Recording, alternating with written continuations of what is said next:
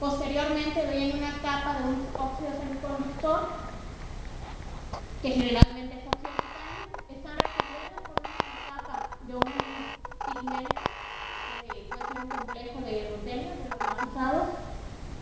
Y el sistema se completa con un contraelectrodo de metal como el platino o la plata. Y el electrolito es un complejo redox, que puede ser por lo general el par yoduro trilleduro. ¿Cómo se relacionan estos elementos? Bueno, en primer lugar, nuestro pigmento absorbe la luz del sol y uno de sus electrones en la capa de valencia salta a un estado excitado, cayendo posteriormente a la capa de conducción del semiconductor y que a su vez cae en el ánodo. Los electrones, ese electrón que saltó en el pigmento es regenerado por el electrolito y este a su vez es regenerado por los electrones provenientes del cátodo y así se cierra el sistema. En base a esto, los objetivos de mi proyecto es hacer una síntesis de nanopartículas para el fotoánodo de óxido de titanio con un tamaño aproximado de 20 nanómetros. Estas nanopartículas y las comerciales, que es el P25 de USA, aplicarla en la formulación de pastas que a su vez nos servirán para realizar la fabricación de los electrodos. Y estos electrodos, llevarlos al dispositivo completo y evaluar así su trabajo. Rápidamente, esta síntesis pues se basa en un precursor de óxido de titanio que se lleva un reflujo y se le da un tratamiento hidrotermal por 15 horas. Esas nanopartículas se llevaron a las pastas por medio de 3 métodos que se evaluaron. Se encontró que el método C, debido a la consistencia de las pastas, es el mejor. Ya más adelante lo hablaré en los resultados. Y pues las celdas solares se armaron preparando en pasos simples, y lo voy a resumir: preparando un electrodo de trabajo, preparando el contraelectrodo, ensamblando la celda y finalmente agregando el electrolito antes de medir. Esas celdas se midieron en una lámpara que emitía la misma radiación del sol en condiciones atmosféricas estándar. Bueno, ¿cómo evalúo yo cómo funcionan las celdas? Para esto, las medidas características que se hacen son una curva bajo condiciones de oscuridad y otra bajo condiciones de irradiación. La de irradiación me da tres principales parámetros: la densidad de corriente a cortocircuito, el voltaje a circuito abierto y pues la potencia máxima. Con estos tres parámetros puedo obtener otro parámetro que me habla del que también está funcionando la celda, que es la potencia máxima entre mi densidad de corriente a circuito abierto, a cortocircuito, y a mi voltaje a circuito abierto. El otro parámetro tiene que ver con la eficiencia y me dice qué tanto convierto yo la energía que absorbe en energía eléctrica y en eficiencia. Entonces, bueno, ya resultados, su caracterización y su discusión. Tenemos que las nanopartículas, entre otros análisis que se hicieron, fue el de difracción de rayos X. Encontramos que en su mayoría se compone de anatasa, que es el compuesto la fase cristalina que deseábamos, pero también obtenemos un poco de brutita. Sin embargo, es tan poca que podemos considerar prácticamente pura y trabajar con el compuesto así. Además, caracterizamos las nanopartículas por microscopía electrónica de transmisión y pudimos observar que las nanopartículas son del tamaño que deseábamos, 20 nanómetros, y que tienen una tendencia de aglomeración. Ya les comentaba las pastas que realizamos 3 métodos. El método A, que fue el método que se hizo en base a lo encontrado en la literatura, obtuvimos una pasta de una consistencia muy difícil de tratar a la hora de aplicar los electrodos. Método B, por el contrario, era solo una dispersión de las nanopartículas etanol pues no tenía la consistencia necesaria.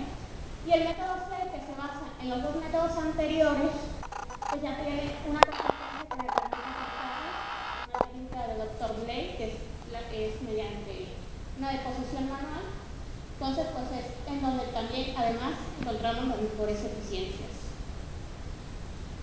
Esos son los resultados del método C, que probaron en muchísimas condiciones y se encontró que la mejor eficiencia se da cuando la pasta tiene un porcentaje en peso de óxido de titanio de un 18%.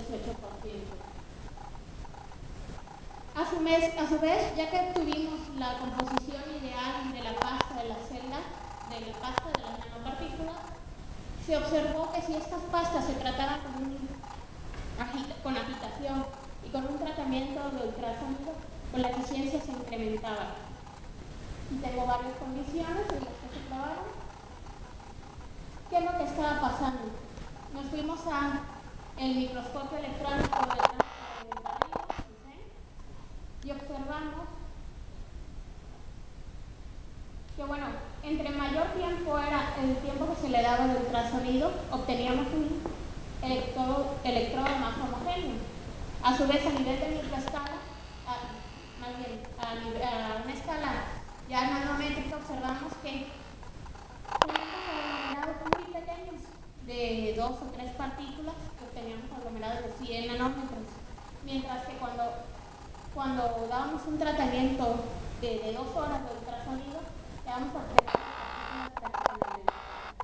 Con esto, pues se incrementaba el área superficial donde el colorante se anclaba y es lo que hacía que la eficiencia aumentara. Además, vimos que hay una correlación entre el tratamiento que se le da a la pasta con el ultrasonido y el tamaño de los electrodos, los dos de los electrodos. Finalmente, comparamos el trabajo que se realizó, los resultados finales, y vimos que pues nuestra pasta elaborada en casa con nuestras partículas tiene una eficiencia tan grande como la pasta que se vende comercialmente, lo que habla de que pues el trabajo realizado es bastante eficaz. ¿Para qué nos sirve esta pasta que nosotros elaboramos? Bueno, a la hora de elaborar una celda solar en nuestro centro, pues ya vamos a poder decir que está todo hecho en nuestro laboratorio, ¿no? Como conclusiones, se elaboró la síntesis de nanopartículas con un medio no reportado. En la literatura está por medio ácido y nosotros lo realizamos mediante un medio básico. Además, esas partículas se llevaron a una pasta y su aplicación en electrodos de celdas solares tipo Grexer. Y finalmente estas celdas solares se analizaron sus diferentes componentes para mejorar la eficiencia de las celdas. Finalmente, quisiera agradecer a la doctora Andrea Cancel, al doctor Albert Figueras, que fue el director del centro de tecnología, y a mis compañeros con los que estuve trabajando. Asimismo, agradezco a las personas que me han apoyado estos 5 años, a mis papás, a mis hermanos, a mis amigos. Bueno, no sé si tengan alguna pregunta.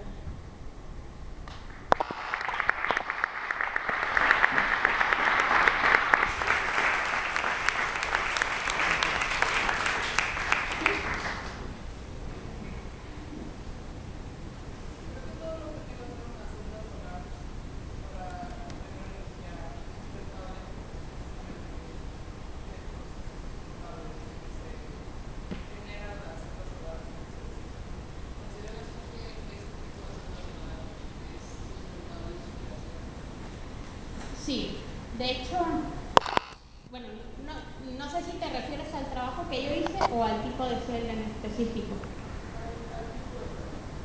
Sí, los costos bajan muchísimo, los componentes son mucho más baratos. Ahorita lo que se está tratando de hacer es eliminar el electrolito, que es uno de los elementos que más problemas da a nivel de escalarlo, ¿no? Pero los tiempos, la eficiencia que se puede llegar a alcanzar versus el costo es bastante alto. Pero en términos ambientales, creo que la pregunta es muy relevante. En términos ambientales, ¿qué tan manufactura de estas celdas? Bueno, ahí hay bastante porque las celdas que actualmente se comercializan, el proceso involucra procesos de una presión muy alta, temperaturas muy altas para obtener el silicio cristalino. Entonces es otra ventaja. Cuando tú, con ese tipo de compuestos como el óxido de titanio, nanoestructurarlos y fabricarlos es un proceso muy, muy sencillo.